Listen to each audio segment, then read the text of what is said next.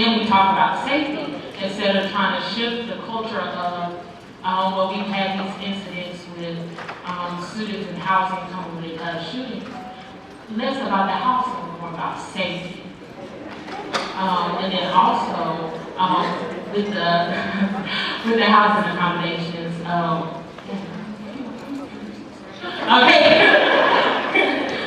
Also the same with word communication when it comes to housing, because like you said, we can't just up and run and say, well, we're going to kick all of you out of the housing.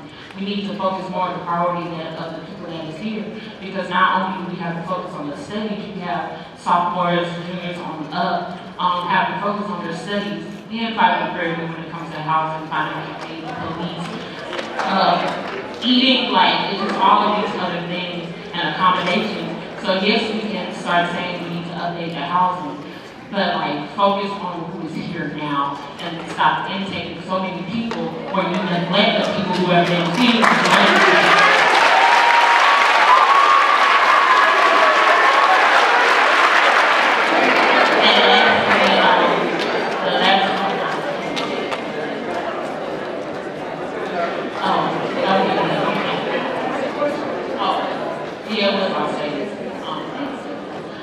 And lastly, I think it's it. No, it was one last one. Yes.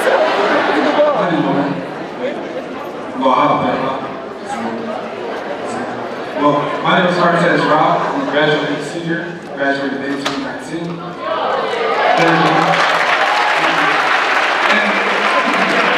I think one of the things us students are really confused about right now, but seriously, I just don't know who it is making these decisions at this point. You said it's not FCA, you said it's not anybody from the students. I didn't get any type of feedback or survey or anything like this. So could you just kind of take a second to tell us who you are and, like what's your role within housing? I have been, prior to this, at 5 other institutions. 3 of those institutions, 2 of those other institutions, I've been vice president, senior vice president for student affairs. The portfolio that I have today is significantly different from the portfolio I had when I walked on campus in August. When I came to campus in August, housing was not part of my portfolio. Housing became part of my portfolio toward the latter part of last semester. And some things were already into play, it seemed, and some things were not. One of the things Student Affairs is clearly or squarely interested in and committed to is the retention and success of students. Student Affairs, which is driven as a student-centered profession, is very clear about the idea that the purpose of an institution is to graduate students. And there are multiple steps that are generally accepted as best practices across the academy that seek to do that. As I do, as any professional in our profession would do, is to look at every single area within our division to make a determination about its alignment to that goal. And that is to retain and to graduate students. And so the changes that we have set about within student affairs are not unique to housing. There are a good number of changes that we have proceeded to make with that single goal and the goal of enabling students to have a more powerful, robust experience. The housing one just seems obviously to be a little bit more dramatic. Right? For obvious reasons, right? But the decision to make this change is one that is consistent with our commitment to achieving a residential college, which is the state-of-the-art design for housing in the academy, which is to say that the residential platform is seen as a teaching place for students. It says that learning is everywhere, that within the academy you live and you learn, or where you live, you learn. And so we had set out to do that. And so the decision, certainly driven by me as the new vice president, obviously driven by me as a new vice president, I think we're changing variable with me. But it is part of the institution's commitment to provide an educational experience from the moment you walk through this door to when you leave that seeks to ensure you graduate. Okay, so you do other things that doesn't deal with housing, but a lot of times students feel that PV's resources are not necessarily being allocated in the correct places when it comes to construction, in this case. And so one of the things, just to name a few, we just got a brand new parking lot that students can't really use. And I know that you can't just build just straight housing, but with people living in Panther Hills, and they're really being abused by those people over there. They tell us as freshmen, like, don't go to Brookside because, Brookside isn't necessarily the place to be.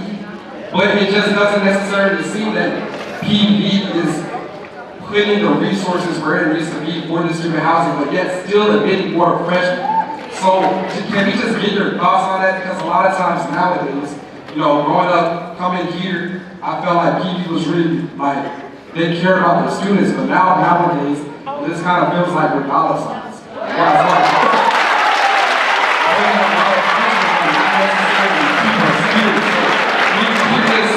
Give us some clarity on that, please. You should be allowed to sit in that car. I mean,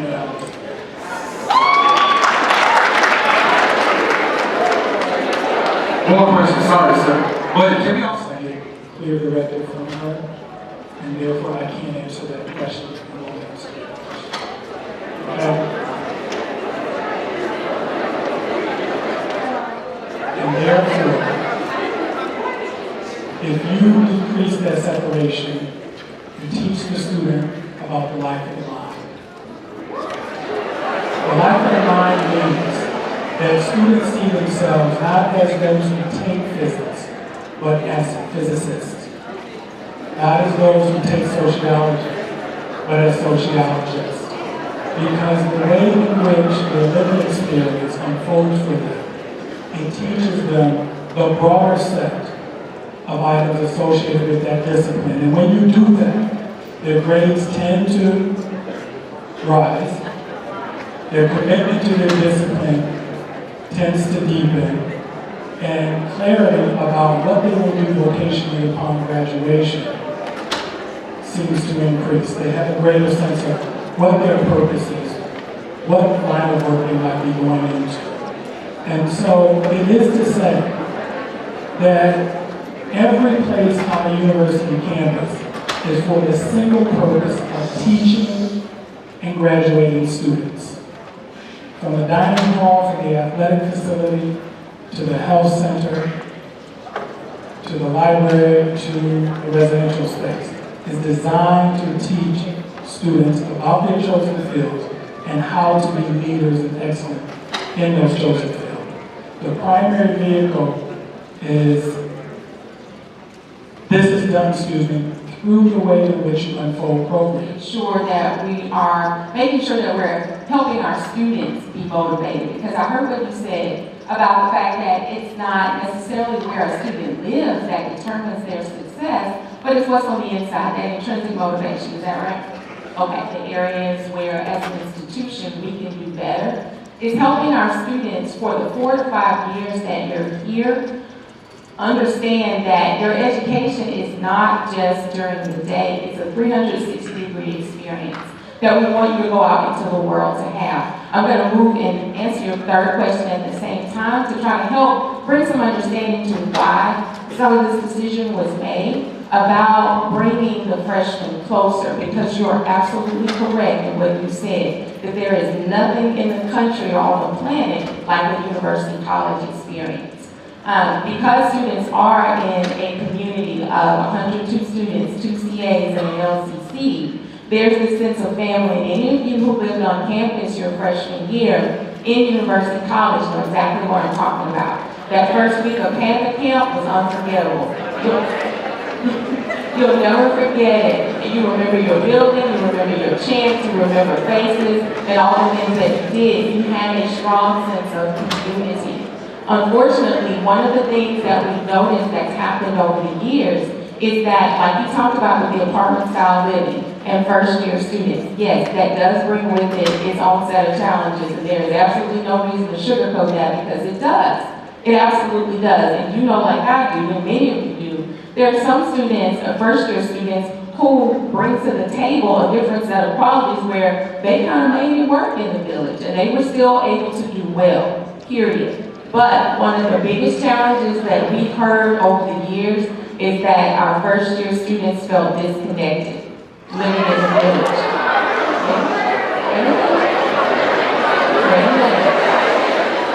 One of the biggest concerns that we heard over the years as the number of students in the village began to grow was that they felt disconnected. They felt like there is something missing. So one of the things that we are striving to do with the apartment style living, in terms of bringing that full circle, bringing our first year students into a different type of living situation, is to bring them closer to the university college community so that it's a true freshman community. You're right. Right now, freshmen are living in apartment style living areas. They're living in the village. That's apartment style living as well. But y'all stay with me. The style of living in terms of what the apartment looks like won't change, but one of the things that will be changing is the way we interact with students in those living spaces. For example, with what Dr. Sam talked about with this residential college model, one of the biggest changes is the way Res Life staff interact with students in a residential college. It goes beyond even the one-on-one relationship building that our LCCs have with students in UC. Now it's a holistic approach to their education, even over in the square next year, even over in University College. The Res Life staff will take on a different role. It's an opportunity to help bring for our first year students a holistic 360-degree experience that provides for them a true understanding of what it means not just to be a scholar, but to be a professional.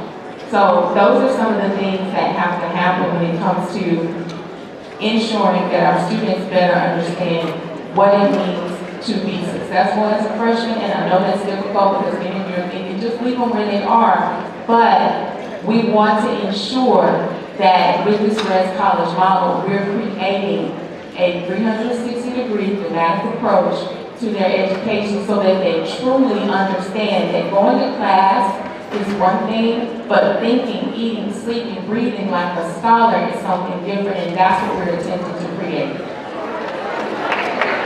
Of us don't have transportation. It's very, very, very difficult for me to understand, you being African American as well, why you would put us in a position to displace us just as in the history of America. That's all I want to say.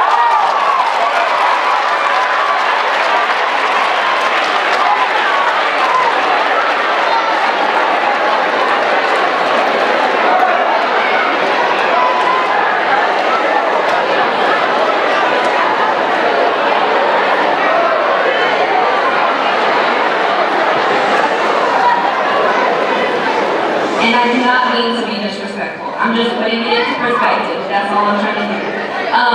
With that being said, I believe that this decision has a lot of negative externalities that are potentially not being thought of.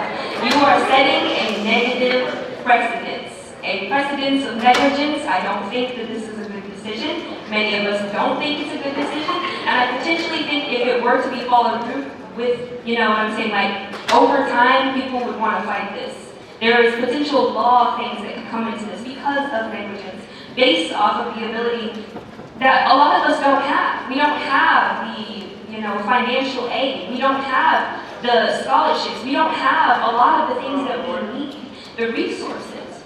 So I think that it's just negligence once again, and that's my main point. So my next question would be, Do you understand that some of your highest achieving students will be forced with the decision to potentially transfer to institutions with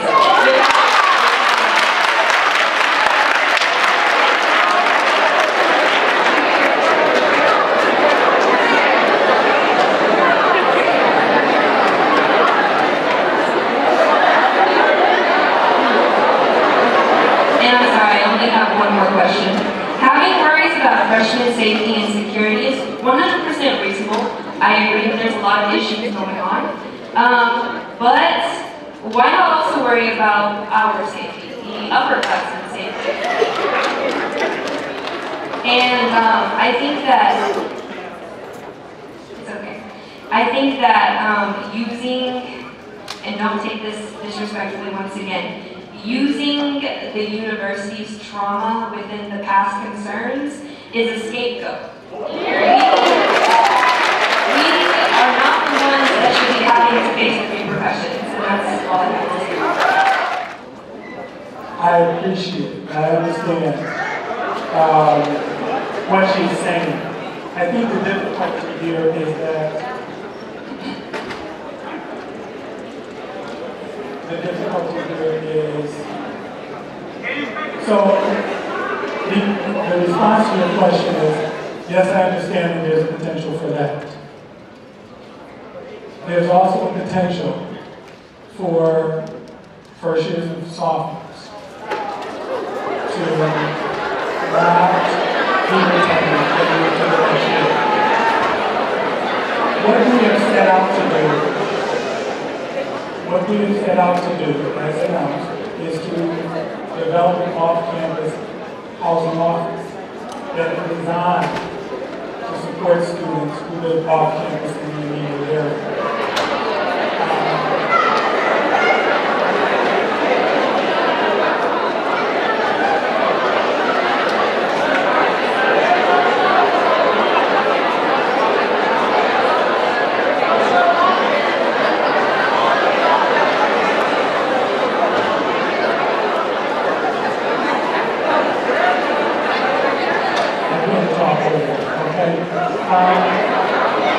With regard to the second question was about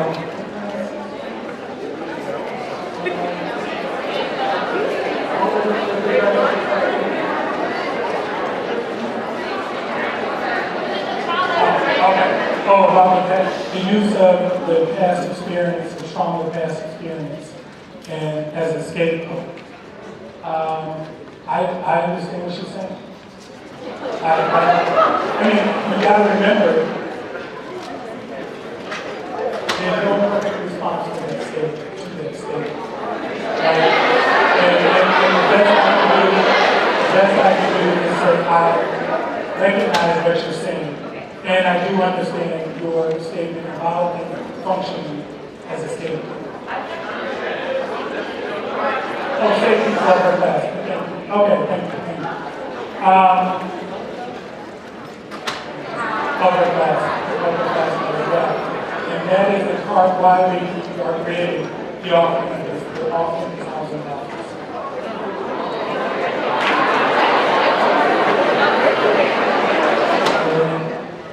For incoming first years who will be staying in the square. In the credits? No, for the first years.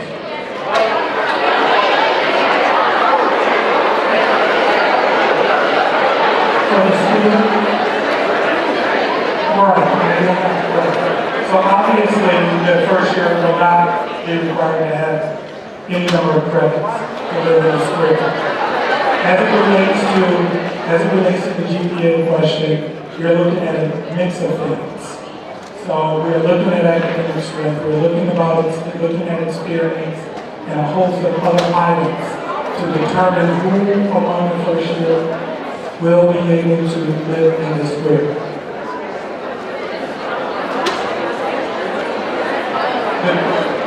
She's helped me clarify the murmur, and part of what she's saying is like honors program. I think it's fair to say that it will not necessarily be the honors program, but it will be based around a set of things that we determine are important to that unique kind of living dynamic that sets it apart from the square, from the UC. The number of beds, mind you, for first year in the square is not the total number of beds that are available. The number of beds will be somewhere from the 275 to 300 range for first year, with the remaining beds going to those students who will be returning to the square from this year.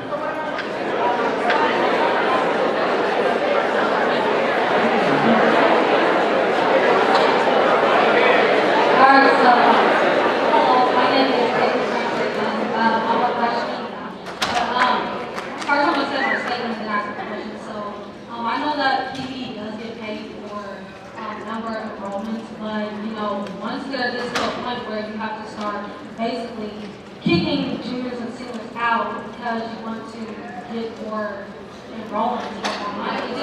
It just doesn't make any sense because, yes, the freshmen are recording everything, but so are juniors and seniors. And you have made a comment about that, something about it shows how much they kind of want to be here, juniors and seniors, something about that. Well, doesn't it make more sense that the juniors and seniors get their juniors and seniors if they wanted to be here, but the freshmen, you don't know for a fact how long they're going to be here, so that's not going to be but also, that was pretty much kind of my spiel about the about that, and then my question kind of was, where did you talk about the residential house or whatever, what kind of university did you come from where they introduced you? Oh, and everyone might introduce us, we don't really know who the people are, so basically. I pay $7.50 to live in a shack. I'm tired. That's with no disrespect. But I'll think about that. I don't have a better answer than that. It was powerful. It was a great question. An awesome question. I will say, in my 20 years, always tried to think about doing this work through the lens of if it were my daughter. Every single decision I've made.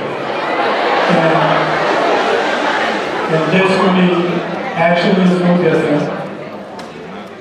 It seems as though I side, or we side, or I say I side, on the fundamental question about what you do for first years and sophomores to make sure they become juniors and seniors.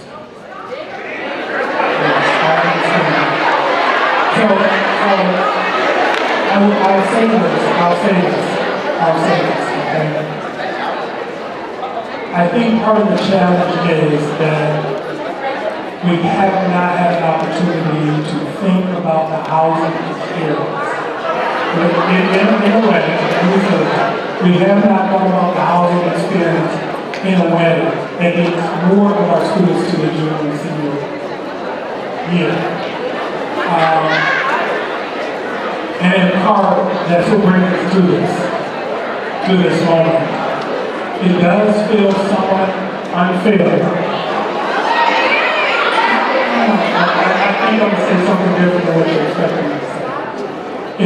It does feel somewhat unfair to have an experience for your incoming students that is distant from the set of resources that they really need to be successful. And that is the driver.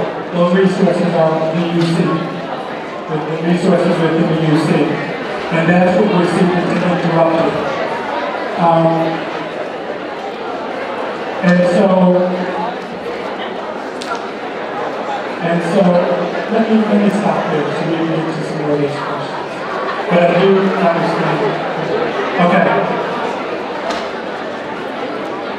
Those exact pieces may be occurring because what we're looking at is one set of information, but what you're bringing to the table in your comments is something different. And we need to take a look at that as well.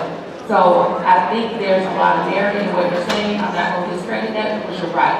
there is a lot of, I do belong to PD, I'm having a great time, I'm connecting and going back and forth, but there is something else that we've seen in the data over the years where there is a concern, because we wouldn't have had these conversations because we do want everybody to be successful. I know that's a difficult conversation today, but you're right. There's a lot of social connection, but there are also some places where we're concerned about connection with other things, with academic and professional connection. So very good point. This is prior to sending out the memo. I have 14 now. With that being said, y'all are saying that you're going to implement this and implement that. Y'all have not fixed what is already going on campus before implementing this plan and kicking this out of our own housing. My parents do not live anywhere close to finding so we live in the country, not just in here, barely anywhere to stay. So where do y'all want us to go? Where are y'all going to put us? Where? And how are we going to get there? Because you're saying you're going to have more shuttles or whatever, and there's only one that's running it. And if you're supposed to have an on-campus shuttle that we actually still pay for, and we never get to do. So,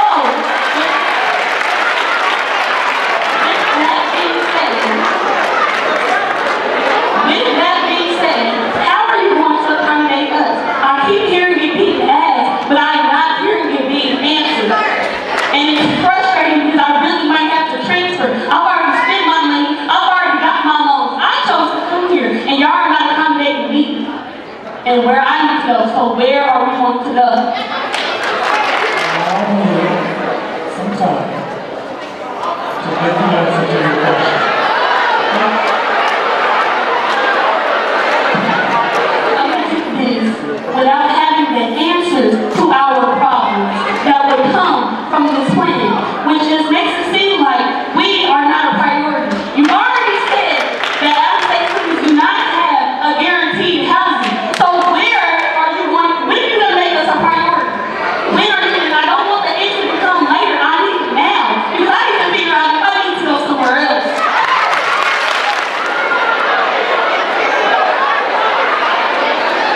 What I do not do is sit here and manufacture an answer for you right this second.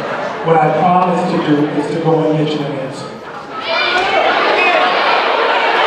I came into this meeting extremely hopeful, and now I'm just deeply saddened to see how many people are being hurt today by the actions of people who didn't even think to take a survey. So, how do you plan to accommodate these people of which you've given scholarships to, which by law is a contract, to make sure that we are rightfully given the accommodations that we were promised?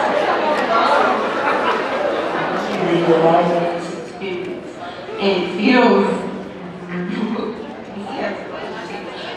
no, it doesn't seem right in any sense, ethically, morally, legally. It feels like you're putting this emphasis on this one group of people because you can immediately get money out of them. But as a junior who's in the square, who has a 3.5 GPA, who's a scholarship student, who's trying to go to law school, you're putting my GPA and my future at risk, and it is very unappreciated. Thank you. Watch them as much as we can, but still, because their living environment wasn't made for them, it's still not the same. Their experience as freshmen are still not going to be the same regardless of where they live, no matter how close they are. So I don't think moving them from phase 1 and 2 to the view or the square or phase 3 is going to make any difference of where they are, and it's going to be more of a privilege, like everybody's been saying, because everybody else has to work to get there. This is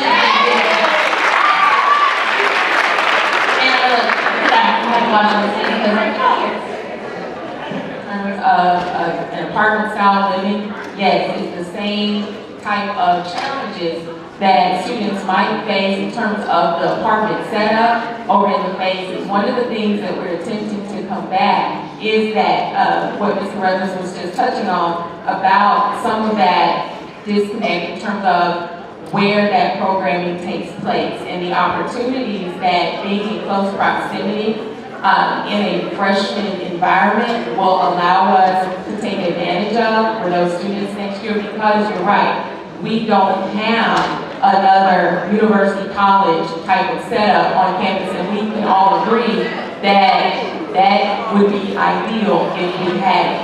But, hang tight, but one of the things that we're attempting to do by bringing them a little bit closer is making sure that we can provide some of the support up close and personal to combat some of those issues that you all are seeing. Has 86% Black students, and 65% of these students are on Pell Grants, right? So why would you adopt a residential college theory from, and I'm gonna quote, okay, this new policy, hold on a second. This new policy reflects our belief in what the University of Nevada at Reno has established. Why are we referencing the University of Nevada at Reno? First of all, they're younger than us, they're from 1906, we're from 1876. Second, their student body is 60% white. And third, only 29% of those students are in Pell Grants. So that's what I'm saying, those are the information I want to give to you. Now, another thing I have to throw out, a lot of freshmen go to University College or Phase 1 because that housing is cheaper. The University College, their floor plans, their rates $2,945 per semester. Phase 1 4-bedroom is $2,711 per semester. So if you're going to be allocating housing to students at the University Square, their 4-bedroom is $3,413. So what kind of students are you going to be bringing in? If they can afford more expensive things, when our mission as an HBCU is to reach the lower income students, to reach the students of color.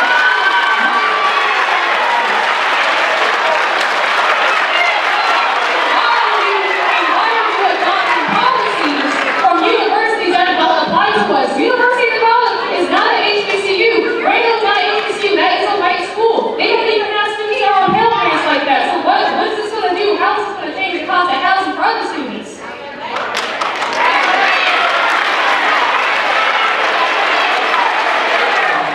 We are a university.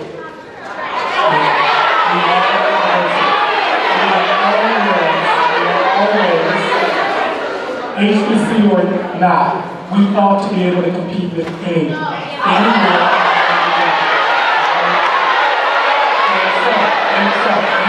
Please respect the right of the families to talk. Let me say this. In the same way that we want to be as Prairie View, excellent to the degree to which PWI will come and compete with us, we also find ourselves competing against and with other universities. It is not that every time you do a new venture, you do that new venture by only looking at the HBCU universe. So, for example, I'll give you one for example. For example, the residential college model that exists at Morehouse is not based on other HBCUs. It was based on other schools who designed a residential college experience with the express desire to retain, graduate, and to deepen the knowledge of its students. That is, it just so happens, whether it be an HBCU or a PWI or a Hispanic Serving Institution, that is the direction of higher education, broadly speaking. So that's why I certainly don't get any other institution that is committed to a residential college model design. Your second question about who are we going out to get who would be able to afford the cost of the square? Was that the question? Was it? Listen, all I'm saying is, if the price of freshman housing is less than $3,000, previously, and with these new changes, it's going to increase to $3,413 for incoming freshmen. How is that going to affect the cost of on-campus housing on other sites? How is it going to affect the cost at University View, University Village? So, to answer your question, please keep in mind, we're not driven by a financial model.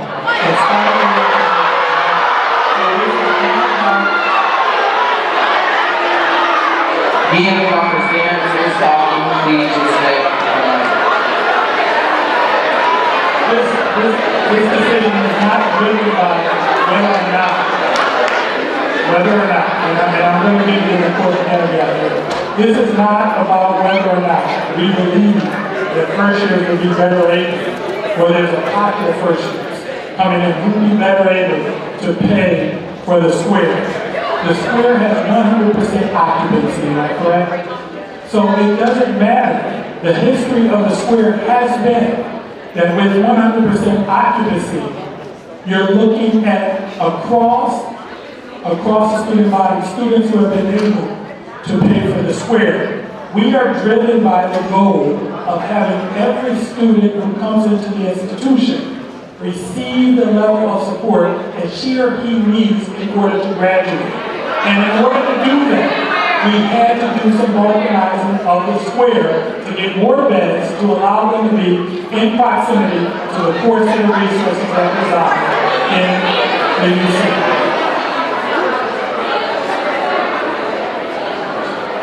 Government that